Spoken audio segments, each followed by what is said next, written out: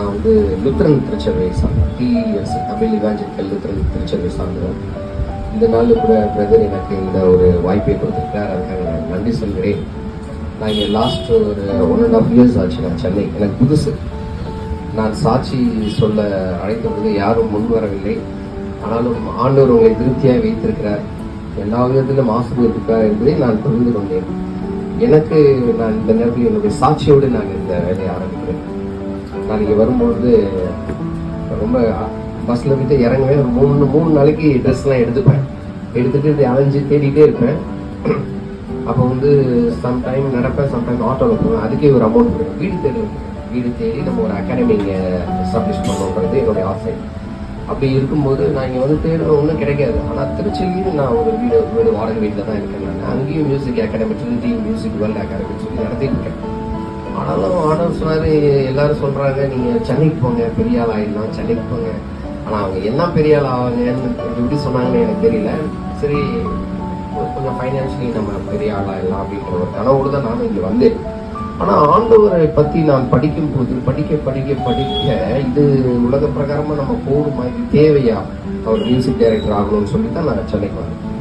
ஆண்டவர் வேற மாதிரி என்னை கொண்டு போகிறாரு. ஆனாலும் என்னுடைய சாட்சி என்னன்னா, இங்கே வந்து நான் நடந்து வீடு தேடும் பொழுது எனக்கு உங்களுக்கு தெரியும், இங்கே புரோக்கர் இல்லாமல் வீடு கண்டுபிடிக்க முடியாது. ஆனால் நான் திருச்சி வீட்டுக்கே இப்போ நான் ஒரு 3 வருஷத்துக்கு முன்னாடி வீடு ஷிஃப்ட் பண்ணேன். அதுவே நான் ஒரு 8,000 புரோக்கர் கமிஷன் கொடுத்து தான் அந்த வீட்டுக்கே போயிட்டேன். ஆனால் சென்னை வீடு நான் 3 அந்த பேக்லாம் எடுத்துட்டு இங்கே வருவேன். ஆனால் வீடு கிடைக்காது, திரும்பி போயிடுவேன். 3 நாள் தங்க மாட்டேன். ஏன்னா அடிக்கிற வெயில்ல அன்னைக்கு ஈவினிங்கே கிளம்பிடுவேன் பஸ்ஸில்.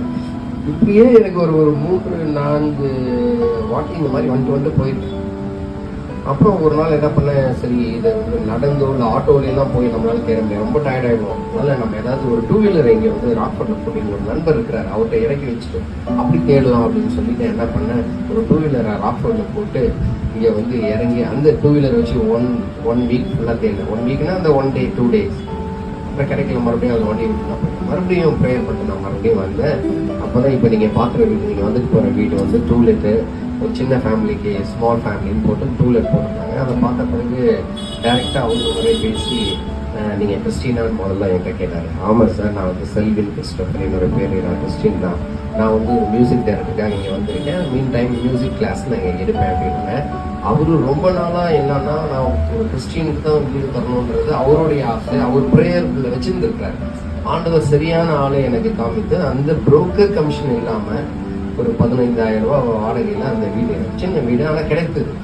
இது வரைக்கும் எனக்கு அந்த ஹவுஸ் ஓனர் பிரச்சனை எதுவுமே கிடையாது. கரெக்டாக நடத்திட்டு இருக்காரு.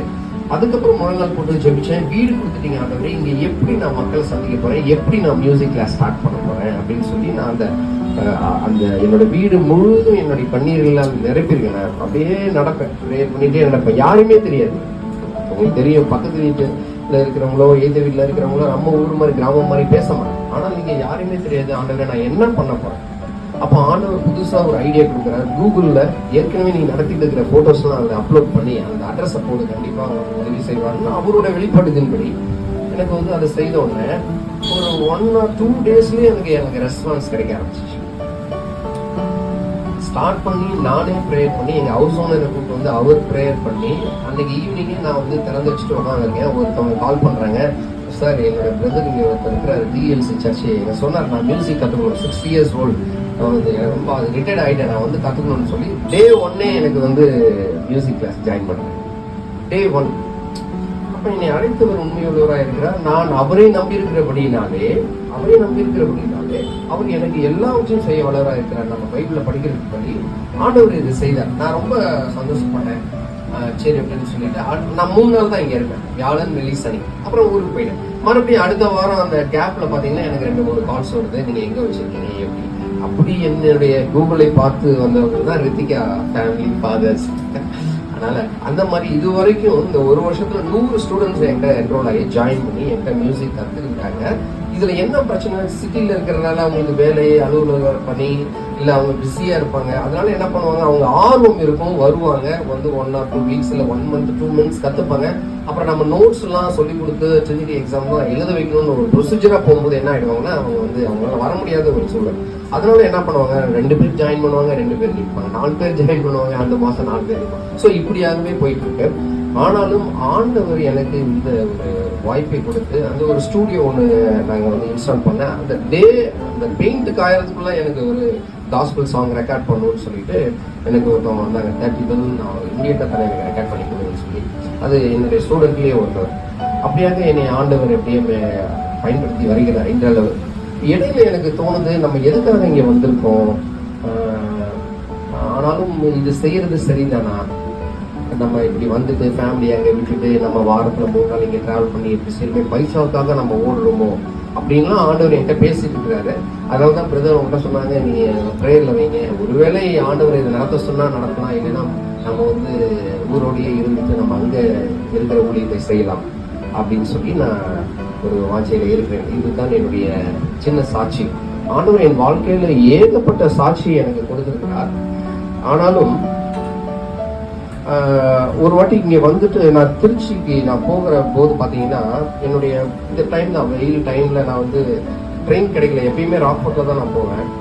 ஆனால் ஏசி டிக்கெட் கிடைக்காம ஒரு ஏசி டிக்கெட் கிடச்சிச்சு. அதுவும் ராக்ஃபோர்ட் ட்ரெயின் கிடைக்காதனால மேங்களூர் எக்ஸ்பிரஸில் மிஸ்ஸஸ் போட்டுருக்காங்க. நான் பகல் ஃபுல்லாக அந்த மொபைலை பார்த்துட்டு இருந்ததுனால ரித்திகா என்னை பார்த்தேன், சின்ன பிள்ளைங்க. என்னுடைய கண்கள் வந்து பார்த்தீங்கன்னா ரொம்ப பிளரி ஆயிடுச்சு. நான் என்ன டிக்கெட் வச்சிருக்கேன்னு தெரியல, ஏதோ பிளரா தெரியுது, ஓகே. ஆனால் எக்ஸ்பிரஸ் என்னன்னு தெரியல. நான் என்ன பண்ணேன், எனக்கு முன்னாடி தான் மேங்களூர் எக்ஸ்பிரஸ் போயிட்டு இருக்கு. மாமூலர் ஸ்டேஷனில் 1 hour வெயிட்டு பக்கத்தில் இருக்கிறவட்ட நான் கதை பேசிட்டு இருக்கேன், எனக்கு முன்னாடியே போகுது. சரி, அடுத்து ஒரு 15 நிமிஷத்துல ராக்ஃபோர்ட் வந்துருமேன்னு போய் நின்னா, என்னுடைய ட்ரெயினை நான் மிஸ் பண்ணியிருக்கேன். பக்கத்தில் இருக்கிறவங்க சொல்றாங்க, சார் உங்களுடைய இது நீங்கள் டிக்கெட் மேங்களூர் எக்ஸ்பிரஸ் டிக்கெட் வச்சிருக்கீங்க.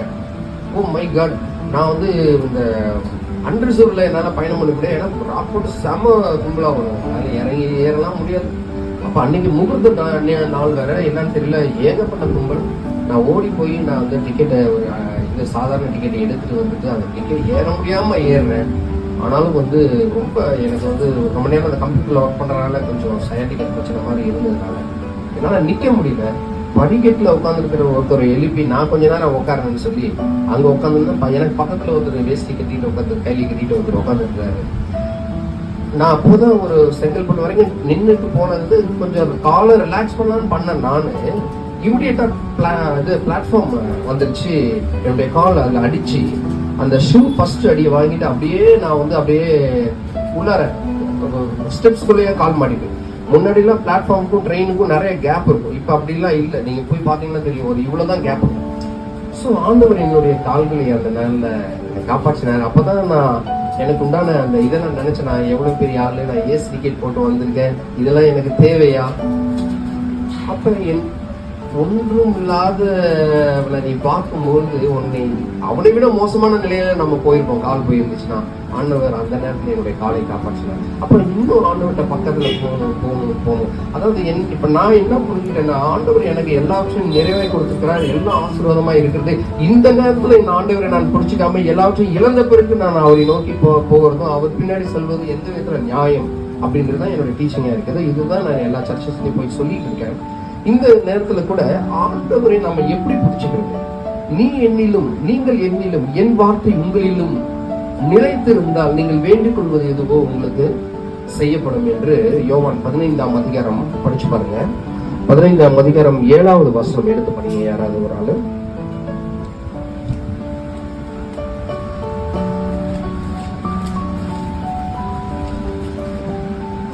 யோவான் 15:7 அதிகாரம்.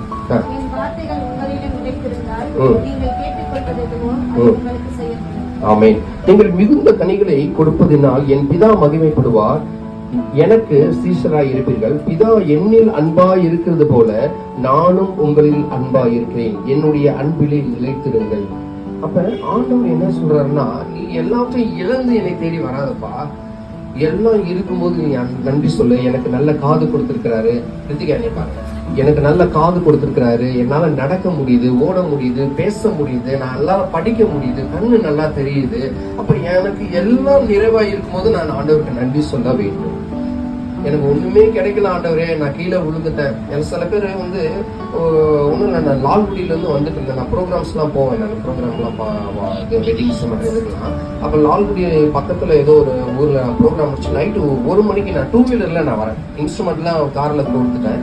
2 வீலரில் நான் வந்துட்டு இருக்கேன். லால்குடி டால்மியாபுரம்ன்ற ஒரு இடம் பார்த்தீங்கன்னா ஸ்பீட் பிரேக் நிறையா இருக்கும், சிமெண்ட் ஃபேக்ட்ரி இருக்கிற ஏரியா. லாரிங்க, பெரிய லாரிங்கெல்லாம் போயிட்டு இருக்கும். நைட்டு 1:30 மணி, லைட்டாக ட்ரிஸ்லிங்காக இருக்குது. என்னால் கான்சன்ட்ரேட் பண்ணோம்னா தூக்கம் வந்துகிட்டே இருக்கு. இருந்தாலும் 2-3 இடத்துல டீ குடிச்சிட்டு இருக்கேன், ஆனாலும் தூக்கம் நிற்கல.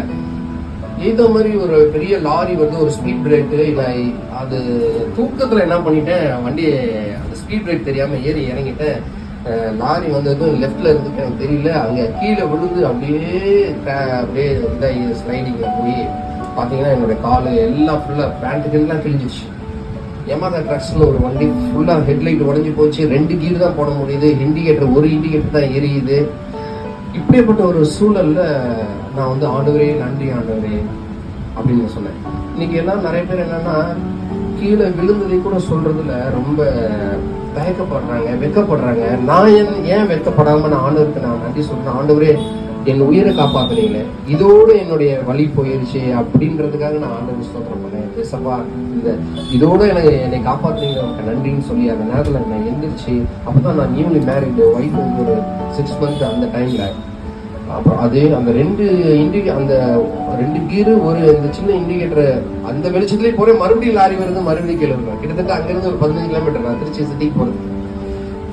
ஆனாலும் அந்த நேரத்தில் ஆண்டவர் என்னை காப்பாற்றுறேன். அப்ப கீழே விழும்போதெல்லாம் கரம் பிடித்து என்னை தூக்கி எழுப்புகிற தேவனே, நான் நல்லா இருக்கும்போது நன்றி சொல்லாம எல்லாத்தையும் இழந்த பிறகு நன்றி சொல்றதுல எந்த பிரயோஜனமும் இல்லை. அப்ப நான் ஆண்டவருக்கு சாட்சி கொடுக்கிற ஒரு மகனை நான் மாற வேண்டும்.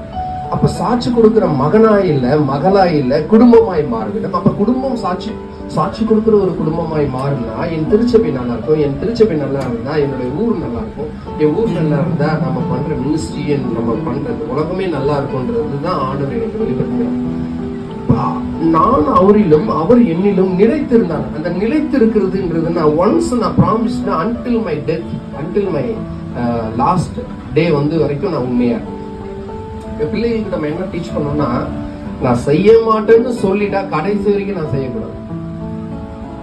இங்க சிசிடிவி கேமரா வச்சிருக்கா, சில பேர் என்ன பண்ணுவாங்க, சிசிடிவி கேமரா வச்சிருக்காங்களா பார்த்துட்டு தான் பேசுவாங்க, இல்லை பார்த்துட்டு தான் ஏதாவது அவங்களுடைய வேலைகள்லாம் செய்யறாங்க. அது கிடையாது. 24 மணி நேரமும் ஆண்டவர் 360 கேமரா வச்சு நம்மளை பார்த்து கொண்டே இருக்கிறார். அப்ப என் அப்பா அம்மா கூட இருந்தாலும் சரி, என் கணவன் கூட இருந்தாலும் சரி, மனைவி கூட இருந்தாலும் சரி, இல்ல தாத்தா பாட்டி கூட இருந்தாலும் சரி, நான் எப்பயுமே பர்ஃபெக்டா இருப்பேன்னு ஒன்ஸ் நான் ஆண்டவருக்கு முன்பாக ப்ராமிஸ் பண்ணிட்டேன்னா until my death I should stand. அதுக்காக நான் என்ன பண்ணுவேன், நிக்கணும். அப்ப யாரை குறித்து சாட்சி கொண்டு வரணும்.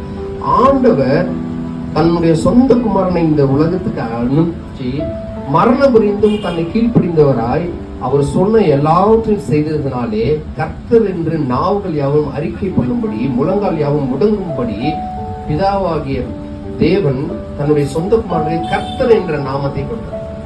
அப்ப அது அவரை குறித்து ஆண்டவர் சாட்சி கொடுத்திருக்கிறார். நீங்க இது யோவான் 5ஆம் அதிகாரம் 31-32.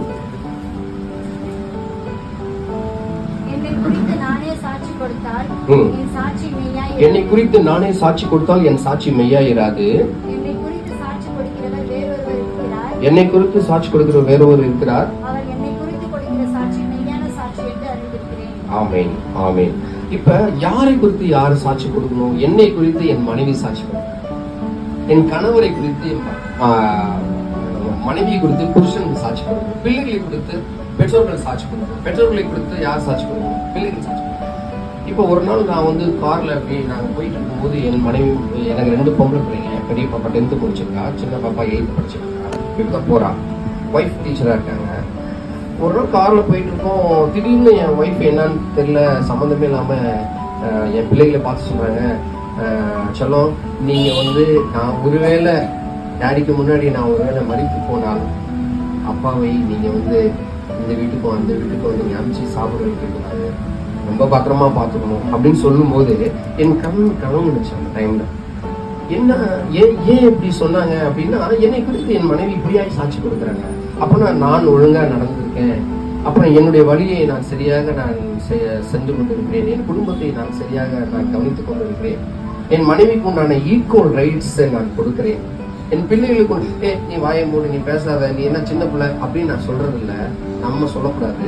அப்ப நம்ம பிள்ளைகளை குறித்து நம்ம சாட்சி கொடுக்கணும். என் பிள்ளைகள் என்னை குறித்து சாட்சி கொடுக்கணும்னா நம்ம அப்ப சாட்சி உள்ள ஒரு வாழ்க்கை நாம வாழ வேண்டும். அப்ப சாட்சி இல்லாத ஒரு வாழ்க்கையை நம்ம வாழும்போது என்ன பிரச்சனை ஆகும்? நாங்க பிரிவினை வாங்கணும், பிரச்சனை வரும், ஒன்னஸ் இருக்காது, இந்த ஒற்றுமை இருக்காது. நான் என் மனைவி என் பிள்ளைகிட்ட சொல்லுவேன், அம்மா டீச்சரு பகல் ஃபுல்லா வந்து ஸ்கூல்ல வேலை செஞ்சுட்டு எக்ஸாம் பற்றி பார்த்துட்டு வந்திருப்பாங்க, நீ என்ன பண்ணு, காஃபி போட்டு கொடு, ஒரு மம்மிக்கு கொடுங்க, காலை அழுத்தி விடுன்னு நான் ஒரு கணவனை சொல்லுவேன். நான் சொல்லக்கூடாது, என்ன இதே வேலை, உன்னைதான் வேலைக்கு போக வேண்டாம்னு சொன்னேன், நீ ஏன் வேலைக்கு போக அப்படின்னு நான் சொன்னேன்னா ஒரு நல்ல கணவராக என்னால் இருக்க முடியாது. நான் இங்கே நைட்டு ஃபுல்லாக தூக்கமே இல்லாமல் போவேன் திருச்சிக்கு. என் மனைவி காலையிலேயே எனக்கு என்ன பண்ணுவாங்கன்னா, போயிட்டு நல்லெண்ணெய் சூடு பண்ணி எனக்கு தலையிலெல்லாம் தேய்ச்சி விட்டுட்டு பூண்டு கொடுத்து என்னை சாப்பிட வச்சு எல்லாம் டீ காஃபிலாம் போட்டு கொடுத்து குடிச்சிட்டு அதுக்கப்புறம் நாங்கள் சர்ச்சைக்கு போவோம். இன்னைக்கு ஒரு நாள் தான் இப்படி செய்வாங்க, நாளைக்கு சண்டை போட்டால் செய்ய மாட்டாங்கன்னா, இன்னைக்கு நான் ப்ராமிஸ் பண்ணுறேன், நான் கடைசி மட்டும் நான் ஒரு உண்மையா இருப்பேன், நீ எனக்கு உண்மையா இருப்பேன், உன்னுடைய தேவைகளை நான் சந்திப்பேன், என்னுடைய தேவைகளை நீ சந்திப்பேன். ஒருவர் நம்ம பாண்டு பண்ணிட்டோம்னா, அதான் சொல்றேன், மரணம் நம்மை பிரிக்க மட்டும் நம்ம என்ன பண்ணணும், அதை தானே நம்ம வந்து வாக்குத்தமா நம்ம எடுக்கணும் நம்ம மேரேஜ் பண்ணும்போது. அப்ப நம்ம ஒருவர் நம்ம வந்து மேன்மையாய் பார்க்கும்போது அங்க ஒரு சாட்சி எழுப்புறோம். பிலிப்பியர் 2ஆம் அதிகாரம் நீங்க படிச்சுக்கோங்க, யாரை குறித்து யாரு சாட்சி கொடுக்குறாங்க, எவ்வளவு ஒற்றுமையா இருக்கணும் அப்படின்னு சொல்லிட்டு பிலிப்பியர் 2ஆம் அதிகாரம் 270 பிலிப்பியர் 2ஆம் அதிகாரம் 2வது வசனத்திலிருந்து படிங்க சிஸ்டர்.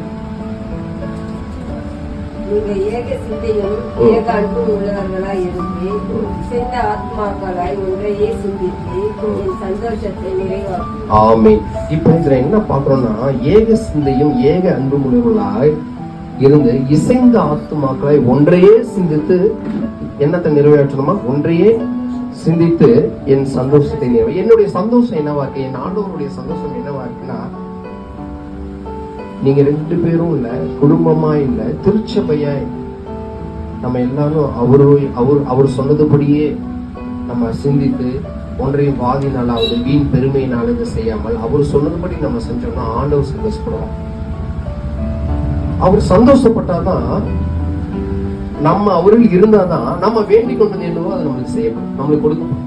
நான் எப்பயுமே சொல்வேன், நீங்கள் என்னிலும் என் வார்த்தை உங்களிலும் நிலைத்து இருந்தால்னா, இந்த எப்படி இந்த பில்டிங் இந்த ஆக்சுவலா அடிக்கிற காத்துக்கு இந்த இதெல்லாம் பறந்து போயிடும். ஆனாலும் எப்படி நிலைத்து இருக்குன்னா, ஆர்க் வெல்ட் அடிச்சு ரிலீட் போட்டு நிப்பாட்டிட்டேன். இந்த அளவுக்கு ஸ்ட்ராங் எனக்கும் ஆண்டவருக்குமாக இருந்தால் மாத்திரம்தான் நான் என்னுடைய தேவைகளை ஆண்டவர் சந்திக்கிறவராக இருக்கும். பிள்ளைகளுக்கு நான் என் ஸ்கூல்லையும் சரி எல்லா இடத்துலையும் நான் சொல்றது என்னன்னா, பெற்றோருக்கு கீழ்ப்படியாத பிள்ளை வீட்டில் இருக்கவே, பெற்றோருக்கு முதல்ல கீழ்ப்படி, அது ஆண்டவருக்கு பிரியமுள்ளதா இருக்கு. நேற்று நம்ம கிளாஸ்ல 2 பிள்ளைங்க வராங்க, பெரிய பிள்ளைங்க, பெரிய பாப்பா காலேஜ் முடிச்சுட்டாங்க, சின்ன ஒரு தம்பி இருக்காங்க. அவங்க வந்து எப்படி சண்டை போட்டுக்கிறாங்க அப்படின்னா, நான் பார்த்தேன் நேற்று, பாப்பா வந்து இங்க வந்துட்டாங்க, அவங்க டேடி வந்து இறக்கி விட்டு போயிட்டாங்க. இப்போ என்னன்னா 3 பேருமே அவங்க சர்ச்சுக்கு போகணும், ஈவினிங்ல ஏதோ கொயர் ப்ராக்டிஸ் இருக்கு. ஆனா மெயினா பாப்பா தான் போகணும், தம்பியும் நானும் வரேன் அப்படின்னு சொல்லி என்ன பண்றான்னா அடம் பிடிக்கிறான். அப்ப வந்து அந்த அக்கா சொல்றாங்க, நீ எதுக்கு தேவையில்லாம வர, நான் தானே போக வேண்டியது, நீ எதுக்கு தேவையில்லாம வர அப்படின்னு கேட்டு அவன் சொல்றான், நான் ஏன் வரக்கூடாது. அவனுக்கு என்ன ஆசைன்னா,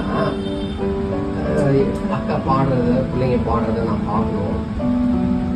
ஒரு அப்பா அங்க இருக்கிறாரு, அப்பாவும் என்ன நினைப்பாருன்னா, அப்பாவுக்கு வந்து 2 பிள்ளைங்களும் ரொம்ப முக்கியம் இல்லையா, அப்ப அப்பாவுடைய பார்வை அப்படிதான் இருக்கு. இப்ப நானும் என் மனைவியும் நானும் என் மற்ற சகோதரனும் நாங்க சண்டை போட்டுட்டு இருந்தா யாரு இதுல பிரியப்படுவார், இல்ல யாராவது பிரியப்படுவார், ஆண்டவர் பிரியப்படுவார், அல்ல என்னை பெற்றவங்க தான் பிரியப்படுவாங்க. அப்ப நானும் என் சகோதரனும் நல்ல சந்தோஷமா இல்லை, அங்க ஒரு இணக்கம் இல்லை, ஒன்றையே நாங்க வந்து ஒரே மாதிரி நான் சிந்திக்கல, ஒரே மாதிரி நாங்க வந்து பயணிக்கல அப்படின்னா அங்க சந்தோஷமே இருக்காது. அப்ப இந்த பிள்ளைகள் சண்டை போட்டுட்டாங்க. நான் தான் சொல்றேன், டாடிக்கு ஃபோன் பண்ணி வர சொல்லி, நீ ஒரே ரேபிடோல போக முடியாது, அவங்க என்ன கொஞ்சம் தூரம்ன்றனால ஆட்டோக்கு செலவாயிடும் அப்படின்னு சொல்ற மாதிரி யோசிச்சாங்க. அப்ப தம்பி சொல்றான், இல்லக்கா நீங்க மட்டும் ரேபிடோ புக் பண்ணி போயிடுங்க, நான் இங்கே இருந்து நான் வந்து நம்ம கேகே நகர் 4th செக்டார்ல இருந்து நான் எம்ஜிஆர் நகர் வரைக்கும் நான் நடந்து போய் என் சைக்கிளை எடுத்துட்டு நான் வீட்டுக்கு போறேன் அப்படின்னும் போது இதை ஒரு அப்பா கேட்டாருன்னா ரொம்ப ரொம்ப வருத்தப்படுவேன். என் பிள்ளை இங்க இருந்து இவ்வளவு தூரம் நடந்து வந்து அப்புறம் அங்க இருந்து இப்படி போகணுமா, அக்கா மட்டும் இங்க இருந்து. இது எப்படி இருக்குன்னா, நீங்க எது செய்தாலும் பெற்றோர்களுக்கு தான் கவலை. நீங்க எது செய்தாலும் பெற்றோர்கள், நீங்க சந்தோஷமா இருந்தாலும் சந்தோஷப்படுவாங்க, நீங்க துக்கமா இருந்தாலும் அவங்க என்ன பண்ணுவாங்க, துக்கமா இருப்பாங்க. அப்ப நாம என்ன பண்ணணும் அப்படின்னா, அப்பா அம்மாவை பிரியப்படுத்துற என் ஆண்டவரை பிரியப்படுத்துற காரியம் எதுவோ அதை நாம தெரிஞ்சுக்கிட்டு அதன்படி நம்ம நடக்கணும். அது நடக்கிறதுனா இன்னைக்கு மட்டும் இல்ல, இன்னைக்கு எங்க அப்பா அம்மா இங்க இருக்கிறாங்க, என் ஆண்டவர் இங்க பிரேயருக்காக வந்திருக்கோம், சர்ச்சுக்கு வந்திருக்கோம், அதனால நம்ம இன்னைக்கு ரொம்ப நல்லவங்க மாதிரி இருக்கோம்னா அப்படி கிடையாது. என் கடைசி, என் வாழ்நாளின் கடைசி நான் சாக மட்டும் அதில் நிலைத்திருக்கணும். அதுதான் அந்த நிலை. இப்ப அந்த நானும் அவரும் நானும் நிலைத்திருந்தால் என்னுடைய தேவைகள் எல்லாவற்றையும் நான் சாகர வரைக்கும் எனக்கு கொடுப்பார் என்றதுல நாம் என்ன பண்ணணும், நம்பிக்கை உள்ளவர்களாக இருக்கணும். அதே போல ஒரு விஷயம் கீழ்ப்படிது. எப்படி தன் சொந்த குமாரனை இந்த உலகத்துக்கு ஆண்டவர் அனுப்பித்தார், ஆனாலும் தன் ஜீவன் போகும் மட்டும் அவர் சொன்னது ஒன்றும் மாறாதபடி எல்லாவற்றுக்கும் தம்மை தாமே தாழ்த்தி, அதுக்கு அந்த 7வது வசனம் படிச்சு பாருங்களேன். தம்மை தாமே வெறுமையாக்கி அடிமையின் ரூபம் எடுத்து மனுஷ சாயலானார். அவர் மனுஷ ரூபமாய் காணப்பட்டு மரண பரியந்தம், அதாவது சிலுவையின் மரண பரியந்தம் கீழ்ப்படுகிறவராகி தம்மை தாமே தாழ்த்தினார். அதனால் தேவன் எல்லாவற்றுக்கும் மேலாக அவரை உயர்த்தி இயேசுவின் நாமத்தில் வானோர் பூதலத்தோர் பூமியின் கீழானோர் முழங்கால் யாவும் முடங்கும்படி பிதாவாகிய தேவனுக்கு மகிமையாக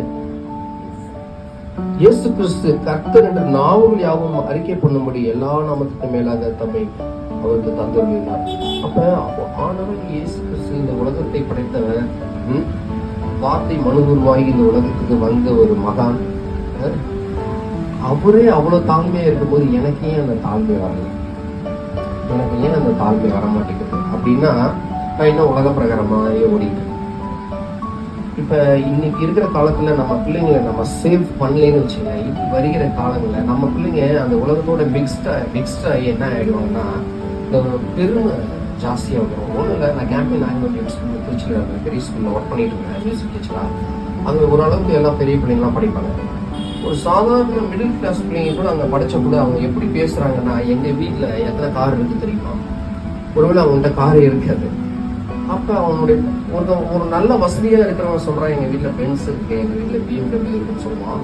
ஒண்ணும் இல்லாத நானும் அவனை போல வாழ்றதுக்காக பிரியப்பட்டு என் வீட்டுல இது இருக்கு அது இருக்கு, நானும் உங்களே மாதிரி இருக்கு. அப்ப யாரை ஏமாத்துறது, யாரு? அப்ப பிசாசு இதனால என்ன பண்றான், சந்தோஷப்படுறான். பாரு, யோகு அப்படிதானே என் வாழ்க்கையில அவருடைய வாழ்க்கையில சோதிச்சான். யாரை பிரியப்படுத்துறதுக்கு நான் அவனை போல வாழணும். ஆண்டவரே, எனக்கு உண்டான யாவற்றையும் நான் இழந்தாலும் நான் உன்னை கைவிட மாட்டாங்க, நீங்க தான் எனக்கு எல்லாமே. எனக்கு ஒரு நாள் ஆண்டவர் பேசுறது எப்படி பேசுறாருன்னா, எதுக்காக ஓடிட்டு இருக்கேன், கொரோனா டைம்ல எல்லாத்தையும் இழந்துட்டேன், ஒரு 5 கீபோர்டு வித்துருக்கேன், ஒரு 4 கிட்டார் வித்துருக்கேன், பாஸ்டர்ஸ் பக்கத்துல இருக்கிற ஸ்ட்ரீட்ல இருக்கிறவங்க வாங்கிட்டு போயிருக்காங்க. கொரோனா டைம்ல கிளாஸஸ் இல்லை, ஒண்ணுமே கிடையாது, கொஞ்சம் சேவிங்ஸ் எல்லாம் நாங்க சாப்பிட்டு இருக்கோம், இருந்தாலும் ரெண்டல் ஹவுஸ்ல தான் இருக்கோம். அப்படின்னும் போது ரொம்ப கடுமையான ஒரு சூழல். கொரோனாலாம் நார்மல் ஆயிடுச்சு, மறுபடியும் ரொம்ப சோகமாயிட்டேன், ரொம்ப எனக்குள்ள ஒரு டிப்ரெஸ் ஆயிடுச்சு. அப்போ நான் ஆண்டவர்கிட்ட பேசும்போது ஆண்டவர் சொன்னாரு, இவ்வளோ நாள் உன்னுடைய பிளான் படியா நீ வளர்ந்துருக்க, இனி வருகிற காலங்களில் நானே உன்னை நடத்த, நீ ஒன்றும் கவலைப்படாதப்பா அப்படின்னு சொல்லி எனக்கு பெரிய ஒரு ஆறுதலை கொடுத்தார்.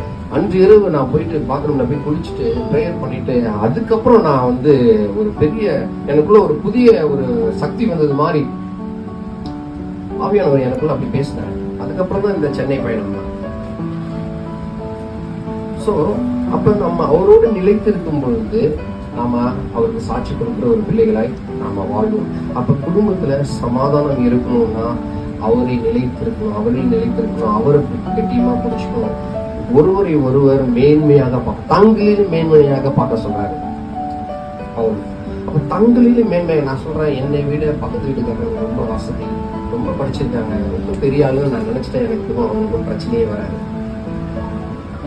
என்னை விட என் நண்பர் பெரியவங்க அப்படின்னு நினைச்சிட்டா, நான் அவங்கள மாதிரி பெரிய ஆள் ஆகணும்ன்றது குறைச்சி வச்சுட்டு, என்னை விட அவங்க பெரியவங்க அப்படின்னு நம்ம நினைச்சிட்டோம்னா சகோதர அன்பு வந்துடும். அப்ப நம்ம ஒருவேள் என்ன பண்ணுவோம், அன்பா இருப்போம். ஆண்டவர் சொன்ன அன்பா இருங்கன்னு தான் நான் சொல்றேன். அன்பு சகலத்தையும் தாங்கும், சகிப்போம். அப்ப அன்பு நம்மளுக்குள்ள வரணும் அப்படின்னா நம்ம அந்த பெருமையில இருந்து கொஞ்சம் கீழே இறங்கணும், தாழ்மையா இருக்கணும். அரணபரியந்தம் தன்னை தாழ்த்தின ஆண்டவராக கிறிஸ்து சிந்தை உங்களிலும் இருக்க கடவுது என்பது போல அவர் சிந்தையா இருக்கிற நாமளும், அவரை போல உண்டாக்கி இருக்கிற நாமளும் அவரை பிடிச்சிட்டு அவர் வாழ்க்கைப்படி அவர் காமிச்ச அந்த திட்டத்தின்படி நம்ம போனோம்னா நம்ம வாழ்க்கை ரொம்ப சந்தோஷமா இருக்கும். சந்தோஷமா இருந்தா நம்மளை குறித்து என் பக்கத்து வீட்டுக்காரங்களை சாட்சி பண்ணுவாங்க. நீங்க ஏற்கனவே சொன்னீங்க சிஸ்டர்ஸ், நீங்க ஒழுங்கா இருந்தீங்கன்னா உங்களை பார்க்குறவங்க சாட்சி கொடுப்பாங்க. உங்களை பார்த்து அவன் சாட்சி உள்ள ஒரு வாழ்க்கை. நான் வேற டாபிக் தான் பேசணும் வந்தேன், ஆனா ஆண்டவர் சாட்சியை பற்றி நீங்க பேச, சாட்சி இல்லாத ஒரு வாழ்க்கை. யோவான் ஆண்டவரை குறித்து சாட்சி சொன்னான், என்னிலும் பெரிய ஒரு வாழ்க்கை. அப்ப யாரையாவது குறித்து சாட்சி கொடுக்கும். அப்ப சாட்சின்றதுதான் என்னது, சர்டிபிகேட். நான் என் ஆண்டவர் என்னை காப்பாத்திட்டாரு, நான் கீழே விழும்போதுதான் என்னை தூக்கினாரு, என் வாழ்க்கை நான் ரொம்ப நல்லா இருக்கேன்னு நான் சொல்றேன் அப்படின்னா சொல்றேன். இந்த எக்ஸாமை நான் எழுதி பாஸ் பண்ணனால ஆண்டவர் எனக்கு பெரிய சர்டிபிகேட் கொடுக்குறாரு. இந்த கிரேட் டெஸ்டிமனி. தம்பி, நான் உன்னை கடைசி மட்டும் காப்பாற்ற, நீ வேண்டிக் கொள்வது எதுவோ அது உனக்கு செய்யப்படும், கொடுக்கப்படும், நிறைவேற்றப்படும். ஆண்டவர் இந்த நாள்ல கூட நம்மளை சாட்சி கொடுக்கிற ஒரு வாழ்க்கையை நாம வாழணும். இந்த ஃபேமிலி ஒரு 2-3 பேர்லயே நான் நம்ம சர்ச்சை எப்படி இருக்கும் அப்படின்ற நிறைய எனக்கு ஃப்ரெண்ட்ஸ் இருக்காங்க. சவுந்தரியில நான் துபாயிலையும் ஒர்க் பண்ணியிருக்கேன், அங்கேயும் எனக்கு சவுந்தரி ஃப்ரெண்ட்ஸ் எல்லாம் இருக்காங்க. அதாவது உங்களுடைய டீச்சிங் மற்ற எல்லாமே ஒரு ஐக்கியம் அதுல இருக்கு. எல்லாரும் ஒரு ஒன்னஸ், எல்லாரும் பிரசங்கியாவே இருக்காங்க. இங்க சிஸ்டரை விட்டா இன்னைக்கு ப்ரோக்ராம் முடிச்சிருவாங்க. அவங்க பசங்க பண்ணி சண்டே ஸ்கூல்னு சொல்றீங்க, அவங்க என்னென்னமோ சொன்னாங்க. அப்ப எல்லாருக்குள்ளும் ஆண்டவருடைய பிரசனம் இருக்கு. நீங்க எல்லாமே சாட்சிகளா இருக்கீங்க. இந்த வீட்டு நான் நீங்க பார்க்க வைக்கும் பெரிய ஒரு சாட்சி உள்ள ஃபேமிலியா ஆண்டவர் உங்களை வைத்திருக்கிறார். இந்த இடத்துல நீங்க இன்னும் பெரிய ஒரு ஃபிளரிஷ் ஆகி இந்த சைட்ல இருக்கிற எல்லாருக்கும் ஆண்டவருடைய நற்செய்தியை சொல்லி எல்லாரையும் அவருடைய சீர்திருத்தத்துல வளர்க்க வேண்டுமா இந்த நேரத்தில் நான் கேட்டுக்கொண்டு என்னுடைய சின்ன ஜபத்தை நான் செய்கிறேன். அன்னை பரலோக பிதாவே, கர்த்தாவே ஸ்தோத்திரம். இந்த நாளில் நன்றி செலுத்துகிறோம் ஆண்டவரே. இந்த நாளிலும் கூட ஆண்டவரே உம்மை ஸ்தோத்திரிக்கும்படியாய், உம்மை துதிக்கும்படியாய் எங்களை தேர்ந்தெடுத்துக் கொண்டீரே, இந்த சிறிய கூட்டத்தை தேர்ந்தெடுத்துக் கொண்டீரே, அதுக்காக நாங்கள் நன்றி சொல்கிறோம். எங்கே 2-3 பேர் என் நாமத்தாலே தொழுது கொள்கிறீர்கள் அவங்க நான் வாசம் பண்ணுகிறேன் என்று சொல்லி இருக்கிறீர் ஆண்டவரே. நீர் வாக்கு மாறாத தேவன் ஆண்டவரே. ஆண்டவரே, எங்களுடைய தேவைகளை சந்திக்கிற தேவன் நீர் ஆண்டவரே. இப்படியா எங்களை கொஞ்சம் எடுத்து பயன்படுத்தியிருக்கிறீர். ஒரு பெரிய ஒரு ஐக்கியத்தை எங்களை கொடுத்திருக்கிறீர். அதுக்காக நன்றி ஆண்டவரே. சமாதானத்தை நிரப்புங்க.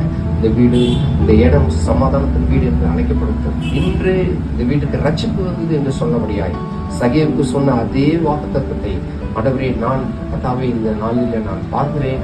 இந்த வீட்டுக்கு ரட்சிப்பு வந்திருக்கிறது ஆண்டவரே. இந்த வீட்டில் ஜெபம் உம்மை தேடுகிற தேடுதல் இருக்கிறது ஆண்டவரே. தேடுகிறவன் கண்டடைவான் என்று சொல்லியிருக்கிறார் ஆண்டவரே.